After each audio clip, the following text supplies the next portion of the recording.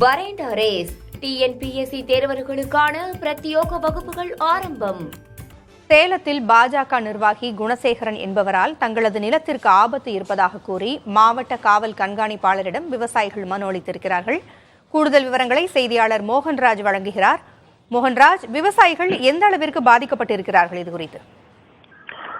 பூங்குழலி, சேலம் மாவட்டம் ஆத்தூரை அடுத்த ராமநாயக்கன்பாளையம் பகுதியில் இருக்கக்கூடிய வயதான விவசாய சகோதரர்கள் கிருஷ்ணன் மற்றும் கண்ணையன், இவர்களோட பிரச்சனை கடந்த சில நாட்களாகவே மிகப்பெரிய சர்ச்சை ஏற்படுத்திக்கிட்டு இருக்கு. குறிப்பா இவர்களுக்கு இந்த இருவருக்கும் ஒரு 6.5 ஏக்கர் நிலம் தொடர்பாக அமலாக்கத்துறையே சம்பன் அனுப்பி விசாரணைக்கு ஆஜராக சொன்னதுதான் அதுல மிக குறிப்பிடத்தக்க விஷயம்.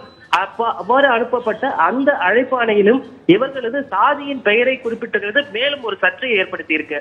இந்த விவகாரம் ஒருபுறம் இருக்கையில இவர்களுக்கு சொந்தமான அந்த ராமநாயக்கன் பகுதியில் இருக்கக்கூடிய 6.5 ஏக்கர் நிலத்தை பாரதிய ஜனதா கட்சியோட சேலம் கிழக்கு மாவட்ட பொறுப்பாளர் குணசேகரன் அபகரிப்பதற்காக பல்வேறு முயற்சிகளை எடுத்து வருவதாகவும் சொல்லியிருக்காங்க. குறிப்பா ஏற்கனவே இந்த அமலாக்கத்துறை விசாரணைக்கு அழைப்பாணை விடுத்ததும் இவரது தூண்டுதல் பேர் தான்.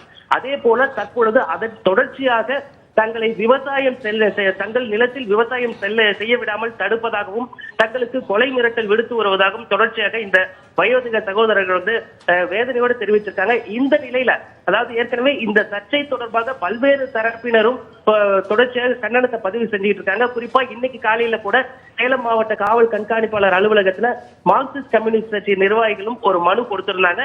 நாளைக்கு இது தொடர்பா ஒரு ஆர்ப்பாட்டத்தை நடத்துறதுக்கும் அவங்க முடிவு பண்ணிருக்காங்க.